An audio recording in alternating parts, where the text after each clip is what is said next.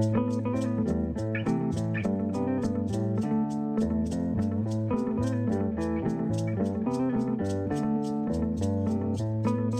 to the Research Studio, the place where we talk to current doctoral students involved in practice-based, practice-led or practice-informed research in the arts.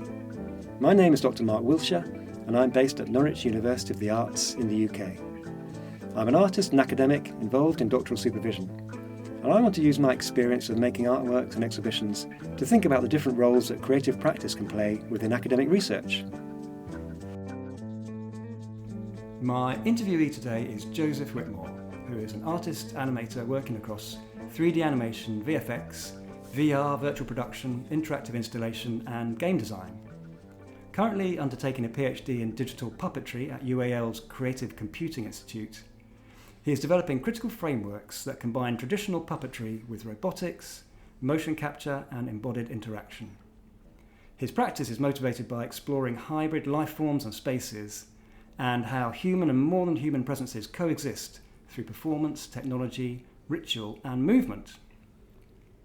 Significant past works include being selected for Bloomberg New Contemporaries in 2014, Into the Midst, an immersive exhibition exploring techno-spiritual relationships in 2019, and co-animating a VR film To Miss the Ending in 2020, which was awarded Best XR Film at London Film Festival and screened at Sundance. More recently, his film God Bless You from 2023 was a 3D animated short about memory and alcoholism, screened internationally at film festivals. This film used motion capture as a memory excavation tool for practice-based research, and puppetry as a thematic tool to highlight notions of control, and acts as a precursor to his current research, which currently has a title, Augmented Bodies, Designing and Rethinking Approaches to Digital Puppetry. Welcome, Joe. Thank you. Thank you. Weird hearing it. It's funny hearing recited that, back. Yeah. Thanks for having me in your studio. We're here sitting in your studio in South Bermondsey today in London. And I'm looking around and I can see a computer set up with two big screens and some VR glasses and a box with some rocks in it and all sorts of stuff. Can you tell me a little bit about how long have you been here and what you do here? So I've been here for, I think it's about maybe approaching 3 years, I think, maybe 2, I'm not sure. It all feels a little bit blurry. I've not spent that much time here over the last year purely because of starting the PhD, where I'll be either on campus or in the library or working from home because I'm too tired to come out. And I'll use this space mainly for commercial work that I'm working on. Not so much the research stuff because the research is very much concerned with being in those kinds of immersive spaces and with working with other practitioners, and then also just being in that kind of almost sacred environment of the institution. The sacred environment of the University of the Arts. Exactly. Yes. Is there a sort of positive relationship between your commercial work and the PhD work or your academic work? I'd say so, yeah. So I use Unreal Engine, which is game engine, quite a lot in commercial work, which I also use in my research. So there's a constant kind of reevaluation of what's happening in the development of that software and how I apply it to the research, and also finding those, I guess, real world applications of the research within a commercial sort of setting. It's not the primary focus of it, but I think it helps to be engaged within industry whilst doing the research because they're always going to be needing each other in some sort of... Are clients ever interested in what you're doing? I think that, I would say so. I mean, it depends what sort of client they are. If it's just a VFX kind of thing where I'm just doing a bit of cleanup or something, they won't necessarily be interested. But when I talk to people who are maybe doing visuals for live music that would be using Unreal Engine and using these big screens that I'm researching with, they're really interested in what's happening because it's performance, it's liveness, it's all real time. So there's definitely some thirst for knowing what's happening, for sure. Yeah. Can I ask you about your journey towards the PhD process? So how did you kind of end up here from your background in exhibition making or painting even? Yeah. So I graduated from my BA illustration with animation in Manchester, where I didn't have any want to go into industry at the end of that. It was kind of going through this process of understanding what my practice was at that time, and it was very much very much influenced by being in Manchester and that as a place, and just who I naturally gravitated towards, and that naturally pulled me into like music. So I did a lot of like VJing and making music videos for friends or for like other people.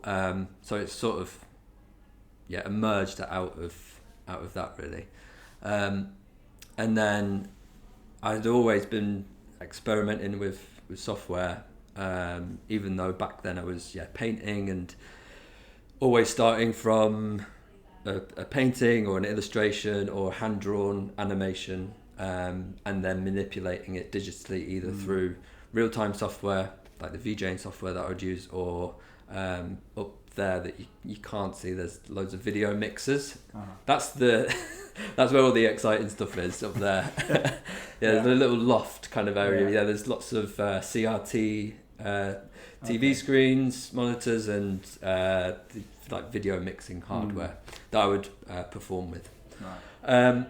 So I guess naturally then I was then working in like a music context, which then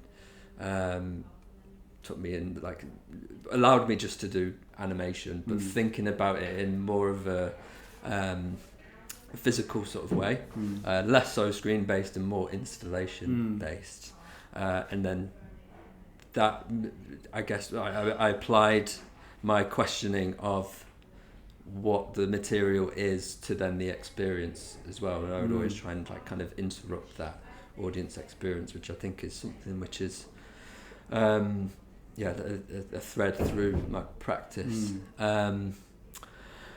With getting to the PhD specifically, I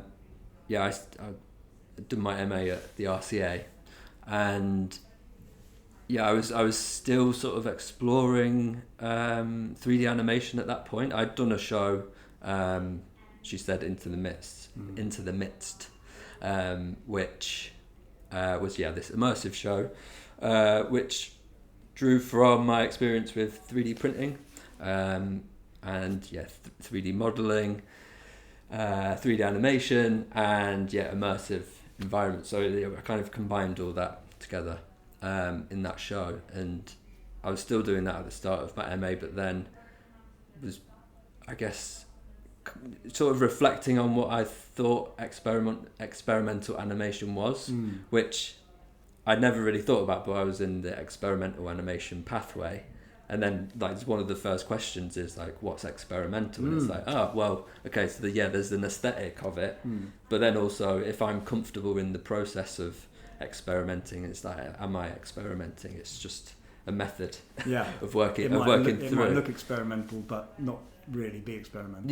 Exactly. So I think I had that revelation, I think, and then started to think about that in regards to 3D animation, which I hadn't really been doing. I had sort of just been safe in the process of making 3D animation, rendering it out, putting it through my video mixers and creating video feedback loops and distorting them in that sort of way, in which, like I say, on the surface the aesthetic is experimental, but I'm not pushing myself in any kind of direction. And then we did a workshop with an animator called Toby Toberg, I think his last name is, and he's a really amazing experimental 3D animator, and he showed us his practice, and he also showed us this film by Nikita Dykor called Ugly, and that like changed everything for me. I was like, started to think about the software and not just a means of producing an image, but like what can be extracted from the process of trying to break it apart and trying to create these what were experimental puppet rigs, of which I sort of have later, which I'd later reflected on them being. I didn't necessarily think of them as puppets at that point. Yeah. It was more, they're just sort of forms that are animatable, which is, What was it about those examples which really excited you? I think there was just so much life to them, which the 3D animating process is so rigid and controlled that process of giving the puppet some sort of like physical constraint and place them in a world in which had like physical collisions and gravity and all of that sort of stuff kind of gave it this life that doesn't come from keyframing. It's something else entirely. It's still following a set of rules, but you can kind of create your own rules within that and then let it just happen and then record it and and then sort of play with it in that way. But yeah, I saw when I was looking through Nikita's film on YouTube, he's got some breakdowns of how he makes these puppets, and they're just great. They're just like whimsical and really beautiful. But yeah, I found another sort of I guess YouTube tutorial person who had made a marionette rig, just using some like primitive shapes within Cinema 4D, which is my main 3D animation software, even though I've not opened it in about a year, which just feels really strange just because of the research.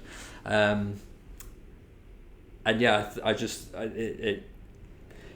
it was both frustrating and like such a great process to make this marionette rig in Cinema 4D, and it just opened up all these new challenges and all these new ways of working, which definitely fed into the PhD practice. I guess that's an interesting fusion, isn't it? Because a marionette is old technology, and there's no need to rig a character in 3D software in that way, is there? There's no need to. No. But you're kind of reproducing this old technology in the digital realm. It offers just like so many metaphors, and it just allows for me anyway, and the themes that I was exploring. With my first film at the RCA was called Tales From, and it was a retelling of the Pygmalion myth based on digital technology of today, AI, etc. And the film it's set as a silent film, so it's black and white. It just has text cards, which is sort of telling the story, but all the what is poetry comes from an old version of ChatGPT. I think it was ChatGPT 3 back then, and it was just a process of making this puppet. The film is about making the puppet and then getting it to walk its first steps, which was actually really difficult to do because the rig itself there's lots of sort of self collisions that happen, and the puppet would often explode because it would just get a bit of an overlap of the geometry, and it would just go crazy. And then to get any kind of movement that would look like it was actually walking was also quite difficult, in that I was using what were springs within Cinema 4D, which were also just like probably not the best workflow, but it kind of made sense at the time. And then I would have controllers which were just these cubes, and I would just say like just move them up a little bit and then forward, and then attach them to the knee and kind of see what would happen then. But then you then have to like bake the animation, see what it looks like, and all this stuff is just really tedious. Which is kind of like, sorry, just to like bring back that tedious masochistic kind of process within animation, which in 3D it's not necessarily always there, but I was wanting that, harkening back to my 2D painting. Well, it sounds like animations. you were wanting to reintroduce kind of friction or a kind of sense of physicality and embodiment into it by doing it kind of at arm's length. Totally. And I don't think that was definitely not the driving force of it, but perhaps subconsciously that was there. yeah, then from that rig that I made, that then led into my next film, God Bless You, which, like you say, was about memory excavation and alcoholism, growing up in those kinds of environments. But I wanted to take it the next step of not just keyframing, a controller to say move the leg, forward. I'd had some motion, like very, very basic motion capture from a music video that I did, which I'd recorded with an Xbox Kinect, and with the Kinect you don't get any rotational information. It's all just sort of points in space which move along the X, Y and Z axis, which motion capture animation, if you use a suit, is all rotational. So it's kind of the opposite. So there would be no way of applying that animation to a traditionally rigged avatar, say. So I kind of would, the only way of really using it would be to add it to this puppetry rig, which when I did, it was an artist who I work with a bit, called Current Mood Girl, and she did this like really wonderful little performance in my old studio, and when I added that to the rig, which I then made just a little character, it was this beautiful like poetic movement, which was just like it really, like, I was really surprised at like how nice it looked. And then when I added in a bit of camera work, it became this really sort of theatrical, beautiful sort of performance of this little puppet. I'm intrigued of your use of this word puppet, and I wonder, did you have any experience of puppetry? Like when you were a kid, did you have puppets? Yeah, me and my brother actually had these birds that we took everywhere. I remember he had an orange one and I had a black one, and it was like a hand puppet, like super furry with these legs. And I feel like I remember him having like a little sort of chick bird marionette as well that would like walk around, exactly. So I think there's that, but I mean, I've never practiced in puppetry. I've never performed as a puppeteer. I've got a Kermit puppet that I've had since I was maybe, I want to say like 10. That's always pride of place. Yeah. And that's also provided a lot of entertainment with me and my mates. Being a bit leery. I wonder if I could ask you a little bit about this difference between puppetry and animation. So you use the word puppet, but we're really talking about sort of 3D characters and figures and creations within a virtual space. Yeah. What does it mean to kind of call something a puppet, and do you see distinctions like that? I think for me it's the real-time aspect of puppetry, and it's also the presence of it as well. I think when both human and puppet are present, that offers so many experiential factors that animation lacks. But also, I mean, you could think of, or at least I think of my experience as performing with live visuals as a form of puppetry, because even though it's not an object, I mean, yes, the screen is an object, and the pixels on it are objects, and they move as well. You wouldn't necessarily say that is a puppet, but I think the method of doing it is puppetry. So it's the liveness which is important. 100%.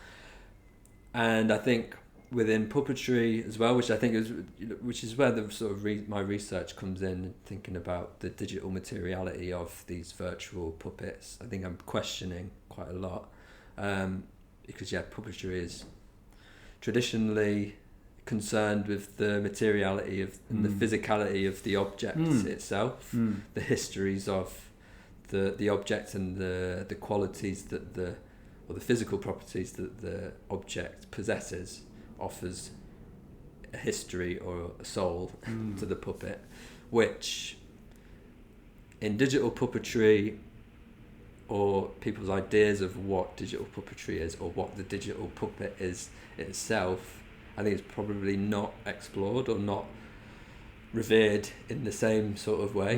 Because when I've spoken to practitioners, they might say, yes, I might think that it's a digital puppet, but someone out, a traditionally trained puppeteer might not say that it's a puppet because it's an avatar, or it's something else entirely. So I think, that's where I'm standing at the minute, and trying to, I guess, what would be the word? I want to like make the claim that it shares the same properties as those physically based puppets, but not even just that. There's puppetry within the code. The code is being puppeteered, especially when it's real time, and I think if you just expanding that notion of what a puppet is and what puppetry is, I think just offers a lot, especially when working with digital technology. I was thinking on my way down here about some of my own experience with puppetry and sort of puppets I'm familiar with, and I was thinking of these quite well-known examples, like, well, you mentioned Kermit, the Muppets, and the whole variety of kind of different types of puppet that the Muppets used. All of the amazing creatures that the Jim Henson kind of workshop made for the early Star Wars films, for instance, and then it got me thinking about multiple people controlling characters, and then things like Chinese dragons and stuff like the Lion King and the West End and the War Horse and so on. And do you see yourself working in that tradition, kind of almost, or? Yeah, well, funnily enough, doing just a small exercise with some students where we're going to be using devices to control a single virtual puppet, just a mask. There's always going to be that inherent ability for multiple people to be able to control a single life form. How do we work together to bring life to that character? In Bunraku puppetry, it's very much centered on three people working together and literally breathing together in synchronicity to bring life to the puppet, and the puppet then moves as one cohesive life form of three humans and one puppet, which the sort of, I guess, the spectatorship of it and the experience for the audience allows you to kind of move into the world in which that puppet is alive. I'm drawing lots of influence from those kind of ideas and applying them to digital puppetry as a practice, but also trying to define it not just as a method of movement or performance, but a discipline which exists and can be defined separately from either robotics or puppetry. It's not just a mode of working. It's not just that you digitally puppeteer something. It's that it can be explored as a medium itself. Is this where the idea of post-human performance sort of comes in? Yeah, exactly. And and digital technology and sensors can allow us to augment and sense things that maybe we're not conscious of, things like heartbeat and breath, and then sort of communal space in things like CO2 sensors and all of that sort of thing. But then I'm also drawing from my experience in food-based practice, which I work a lot with yeast, and namely my collaborator Richard, who's the sourdough starter. So your sourdough starter is called Richard. Yeah, okay. And it's working with Richard, giving Richard some sort of agency within a creative process, like reflecting on my collaboration with him and what that stimulates in terms of the research and the practice, and yeah, seeing how these organisms and life forms that exist around us, that are, you know, in the room, that live on our skin, that live in our gut, that have an influence on our behaviour, they're our puppeteers within the gut. And yeah, sort of, yeah, I guess highlighting that as something which is very fundamental to human experience, but obviously told in a somewhat theatrical sort of way. Yeah. This is really at sort of the cutting edge of medicine and science right now, isn't it? Because I mean, every week it seems there are stories emerging about how our gut biome affects not just our health and wellness, but our mental health and even our behaviours and dispositions and moods and, you know, and things like that, and our tastes. Totally. Yeah. Or working with Richard is really embodying those notions of or theories of post-humanism and entanglement, and existing and living in harmony with life forms around us. It has obviously ecological connotations, but that's never really been a primary or central focus to my practice. It's I guess I am centering my own experience within that process, which is somewhat human-centered, which kind of maybe goes against it. But I mean, I'm still reframing, and I've always talked about Richard in a means of acknowledgement of his life, and that there's a relationship between me and him in which I'm caring and feeding for him, and he also gives me food as well when we make bread together. So there is a circular and mutually beneficial relationship between us, which is, like I say, it is embodying all of those kinds of notions. And how do you actually then turn that into how does that feed into the PhD research? Reflecting on what fermentation is, it's this sort of that emergent and also ancient technology. I think it really critically addresses notions of sterilization and commercialization of food, and by extension just life in general.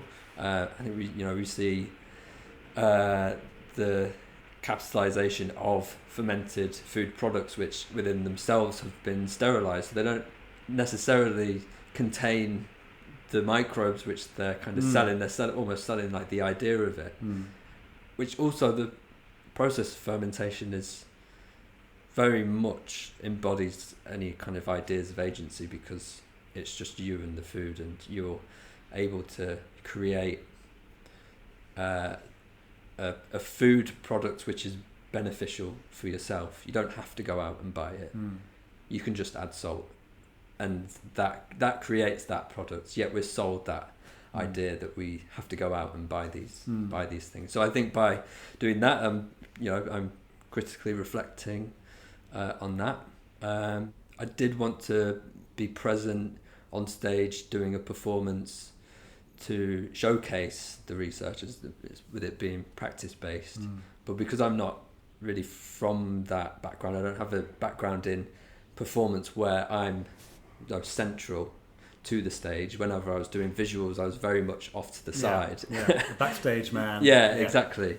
So then, I was just thinking about how I could feel comfortable in movement, because I do a fair amount of movement research with dance practitioners or movement practitioners, and I was always before doing those kinds of exercises or that kind of research, I was really hesitant of it. I was just not comfortable moving and feeling like I was performing, which now I really enjoy it. I find it very playful, and I find it really engaging. But before that I was trying to think of what do I do which is movement based, which could be explored, and I just thought, bread making, because it's really tactile, and it's all about sensing and working with the dough, and then I just started to make parallels with it the dough being a puppet, but it also puppeteering me because I'm moving with it, I'm moving against it. Yeah. We're all kind of like. So you've taken motion capture data of yourself kneading dough, haven't you? Yeah. And in the bread making process with your hands and your arms, Yeah. carrying out those movements. Yeah, exactly. Yeah. And those movements look like that of a puppeteer as well. Almost like they are controlling a marionette. When you take the puppet away, which you do with the motion capture, because it's just tracking my movements and there's nothing else present in the virtual space. It does kind of, it looks like I am puppeteering something. Well, I guess it's a relationship, isn't it? A relationship between you, the mover, the puppeteer, and then the puppet, or in other cases the material or the object or whatever it is you're touching. So, for instance, if you reach out to catch a ball, you could say that you're acting to catch a ball, but similarly the ball is making you act in a certain way in order to catch it, isn't it? Yeah. So it's kind of like a relationship, a dynamic between the two things. Yeah. I guess that with catching the ball, there's also something quite intrinsic or learned or subconscious and reflective based in that you are. It's like you're responding to something through a learned movement, which is what bread making is as well, because it's a tacit practice of working with something which is material, and it's very rhythmic as well. It's this process of slapping it and folding it and very much working. You breathe with the movements as well, or at least I do when I'm. So you're bringing in this kind of embodied knowledge and this. The phrase you use is an entanglement of materials and bodies and technologies all together through your kind of experiments and the research. Yeah. The more we talk about it, the more it makes sense to me. Yeah. Well, I mean, I think I would aim for it to make sense by the end, but I mean, that's practice-based research, isn't it? It's a means of communicating something which isn't necessarily going to make sense through writing or through speaking about it. It kind of has to be experienced through something which is a bit more abstracted, which I think is just why I've always been attracted to animation as a practice, is that it's abstracting reality to tell the stories of things that were quite that are very personal or are difficult to communicate through film language or just through character or abstracted characters. So what are you working on right now? What's your very latest bit of work? What are we doing now? Confirmation. And get ready for that. Yeah, so we're aiming to do that in February. We're going to be running these workshops again with MA Puppetry and Creative Robotics, but I want to incorporate a third discipline of costume design. So just recently reached out to one of the lecturers there at LCF because I did a Creative Lab sort of intensive week working with LCF, Alexander Whitley Company and East London Dance Company, where they got together as practitioners in costume, dance and digital technologies. And I felt like I've kind of established the puppetry element and the digital element in terms of the robotics, but I think within the context of that workshop, it's very much about taking inspiration from folk traditions, rituals, combining those in a contemporary context, and it's all about performance, but not necessarily about a performance for an audience. It's very much a sort of communal based performance, and a lot of those in British folk traditions, and all folk traditions have that element of costume. So I'm really sort of driving towards wanting to incorporate costume into that process, and I think from what I experienced on that creative lab was that a lot of those practitioners also have an experience in performance as well. So it's kind of about bringing together the notion of a puppet, robotics and costume all into this holistic practice. And I'm at the minute just sort of working on prototypes to bring to that workshop. Developing my skills in robotics. You say prototypes. What kind of thing? What would that look like physically? So there'd be body augmentations, stuff that someone could wear, which would have sensors, which would provide some sort of automated movement response depending on what data is being fed into it. One of the things that people are very much interrogating what those, or critically engaging with those, that type of robotic design, and they're really kind of exploring notions of soft robotics and how we can translate human movement to be experienced more empathetically on the part of the user, or I don't know, it feels weird to even call you a user of a robot.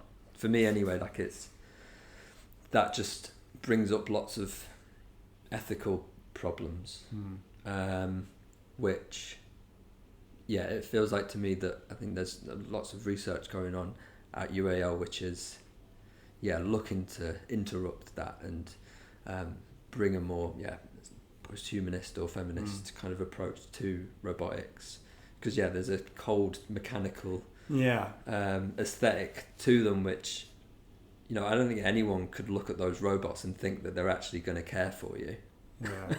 But also that can then be co-opted by these big corporations as well, just because you design them in a way which allows for the person who's interacting with them to be more empathetic to them. That can be co-opted to further control the people that are using them. And so the sense of liveness and live performance, that's what's bringing the sense of humanity to these puppets, right? And I think a communal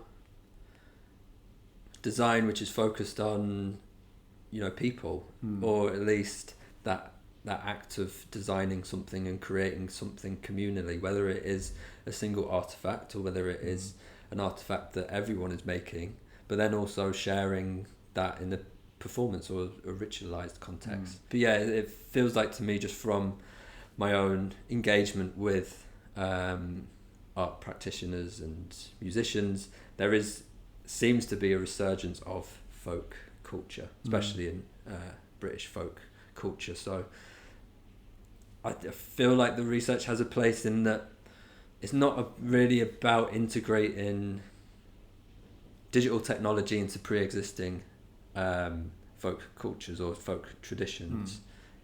There might be a separate kind of emergent folk tradition that emerges out of just kind of putting technology in that's built from that kind of those kinds of traditions. Great. Okay, I think that's a great place to stop. Thank you. Thanks. Thanks so much for telling me about your project. Yeah, nice, great, thank you.